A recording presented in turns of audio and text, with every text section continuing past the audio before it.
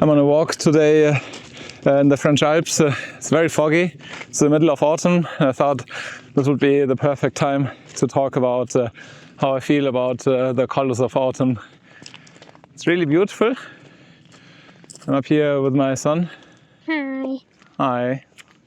Rock and roll past. As we just entered the forest, my son said, oh, this is actually quite scary, quite spooky. Is that right? If you look at the trees there, look at that. I think I'm trying to get a picture here.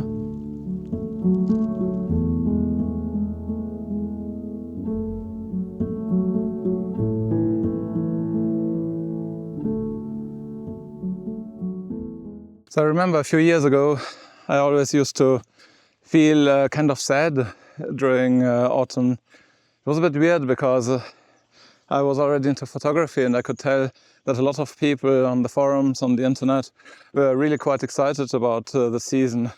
For a lot of them, it was like they'd been waiting for this for a very long time.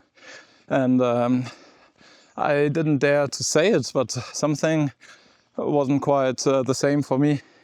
On the other hand, when you think about it, this sadness made sense. It is a melancholic time. And as I was explaining to my daughter the other day, melancholy is really kind of a mixture, isn't it, between happiness and sadness in a way. So two kind of different emotions. But a few years ago, for me, it was mainly the sadness that I could feel. I'm not sure what was making me so sad about autumn. I think it probably had something to do with the end of things. I know that sounds philosophical, but it was the summer before where everything was alive and thriving. And the summer really is the moment where things are coming to an end, where we're going towards the stillness of winter. And that transition looks beautiful on the outside, but it also made me be aware of the things that we're losing in our life. And I think when I was in my 20s, I was a lot less positive and optimistic than I am nowadays. So I felt kind of disconnected when I was looking at the photography forums, and I could see how people were really excited about the season, and I was not really that happy about it. Whoa, the trail is like never ending. I'll take a photo. Yeah, of course, take a photo.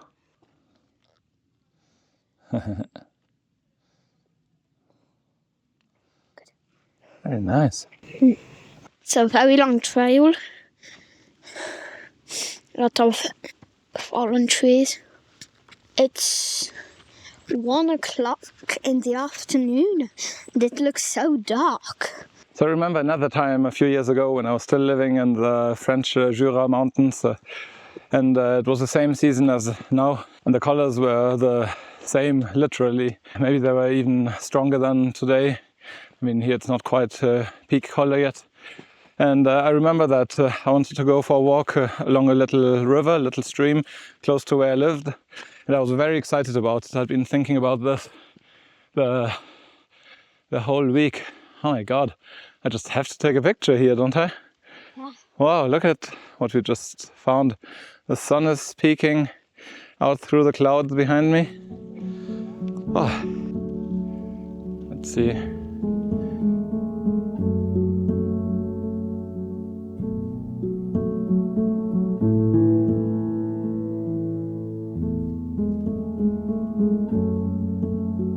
So I've been thinking about this walk for the whole week. I was quite tired from work, obviously.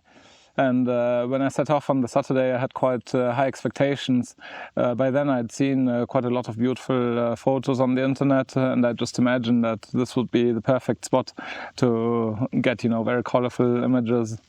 So I drove to that little stream, which at least wasn't very far away, and I got out of the car, and it was beautiful.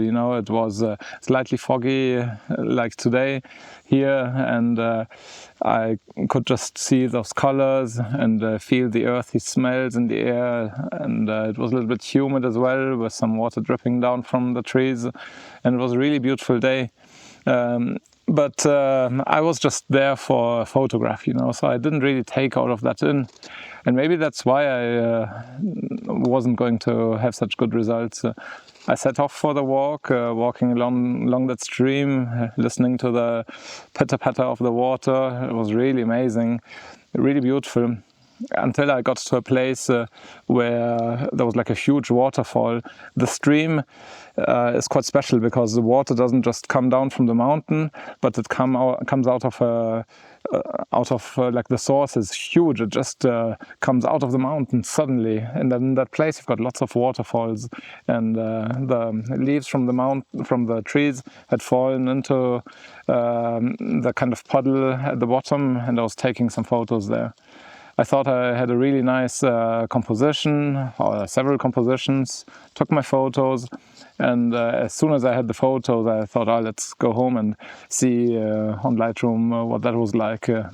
Didn't spend any more time looking at my surroundings, which was a mistake, obviously. So when I came home, I opened Lightroom and looked at the photos, and I was a bit disappointed because they all kind of looked the same. Yes, there were colors here and there, but it wasn't as grand as I had imagined it and as I saw it. We take things in with all our senses, the smell, the views, the feeling, the water on our skin. But then when you look at your photos, it's really just 2 dimensions and visual.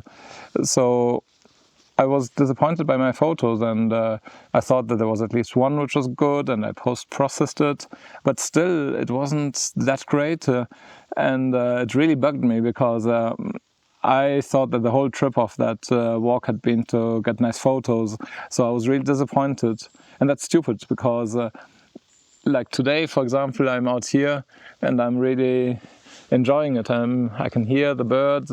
I'm out here with my son, who's having a nice time as well, I hope. And yeah, he says yes, he goes like this.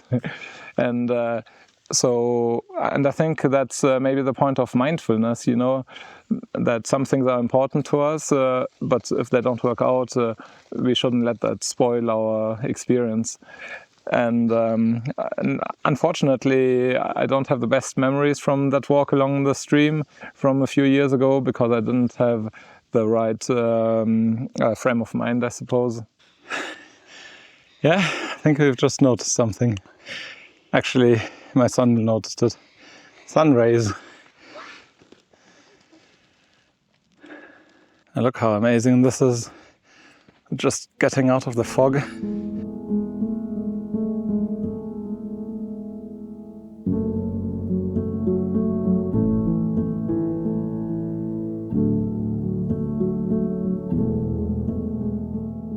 So we just came out of the fog, out of the forest as well.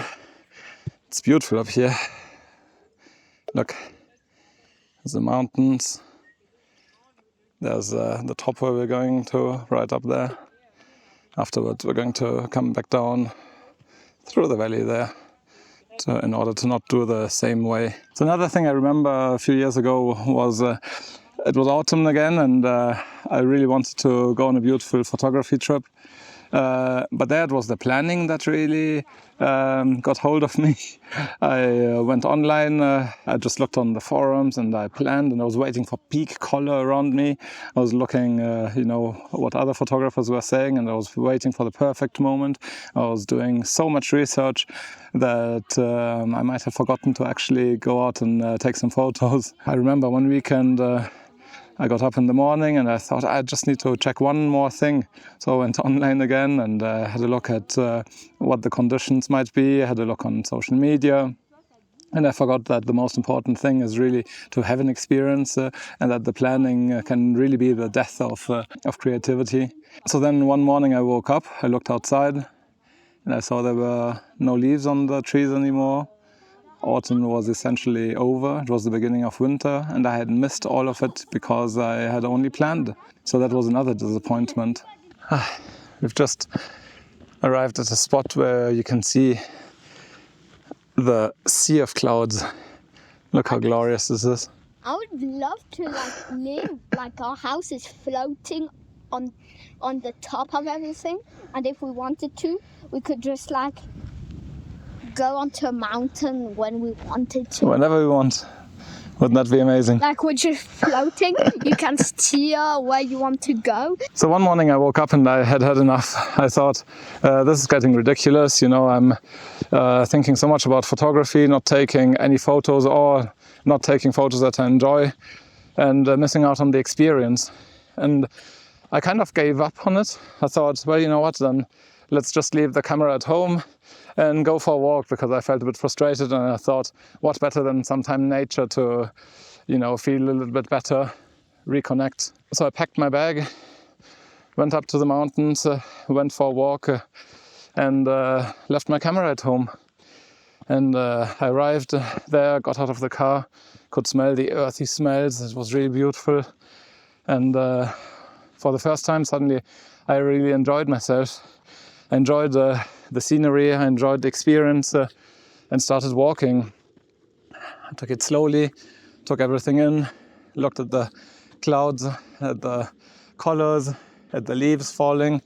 And because I didn't have my camera, I actually spent more time just observing without pressure. Why are you walking backwards? And there it kind of clicked for me, and I thought, oh, because of the photography, I had been completely neglecting the experience. And that kind of clicked for me that maybe I'd spent too much time thinking about photography instead of enjoying the experience. And that's when I decided to be a lot more thoughtful and live in the moment. So then I carried on my walk, and I couldn't help but smile, you know. I was looking around me. I could clearly see everything now. I could see some picture opportunities, but at the same time I thought, you know, it honestly doesn't matter, because the experience is so amazing. And from that moment on, I went for more walks without my camera. And it took a little while before I started taking pictures again during these walks. But when I did, I made a conscious effort to really take in my surroundings and enjoy the experience first and the photography second. Like here, I'm filming, I'm taking photos, but I'm enjoying this so much. This is absolutely amazing. Oh, it's getting quite steep now. Yeah, I'm okay, but I wonder if we're ever going to get to the top. So recently, when I was taking pictures again, I found myself surrounded by the beautiful colors of autumn. And again, somehow I didn't feel it. But then for some reason, I tried a black and white conversion on that day. And I realized that maybe that's what I meant to do, what I really enjoy doing, black and white. And I tried it out on my next walk. I decided to take only black and white photos, which means that the colors of autumn were pretty much meaningless for the photos.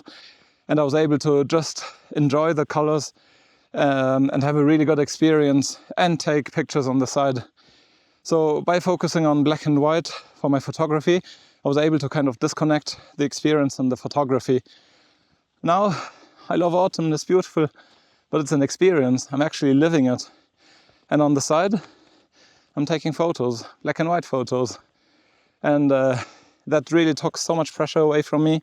I felt a lot of relief when I took that decision. And honestly, maybe you should try it too. Depends how you're feeling, obviously. If you love the colors, then maybe not. But yeah, and I think we're almost at the summit. What do you think? Yeah, I'm just Having a little rest. Oh yeah. Oh. But it's been 2 hours. So we look at the view together. We're walking. 2 hours that we've been walking, I know. And this is the steep version of this hike. We came up straight up the hill, which is really a little bit tiring. It's so hot up here, it's really weird. It was really cool in the valley. I actually took some warm clothes with me because I was worried that my son and I would feel cold at the summit, and it's the opposite. As soon as we came out of the clouds, we were roasting literally. Yes, it is the summit. My dad's taking pictures of Le Mont Blanc. Over there, there's Le Mole. that. We did it last week. And that's my dad taking pictures.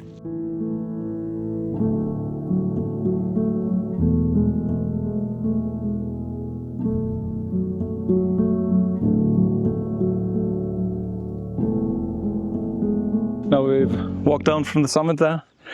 If you're feeling a little bit unhappy about your photography in autumn, then I'm giving you permission to not worry about the photography so much and to really enjoy the experience. There's no need to come back with photos. Oh, there's my son running down the mountain. Yeah, you're right? Having fun? Yeah, you don't necessarily need to even try black and white photography if that's not your thing. But maybe try to just leave the camera at home once and really enjoy the experience and see if that changes anything for you. It's been a beautiful hike. We're just walking down now, getting a little bit tired. It's the afternoon. I don't know if you can hear the birds. So we're going to go home now, and I hope I'm going to see you in the next video.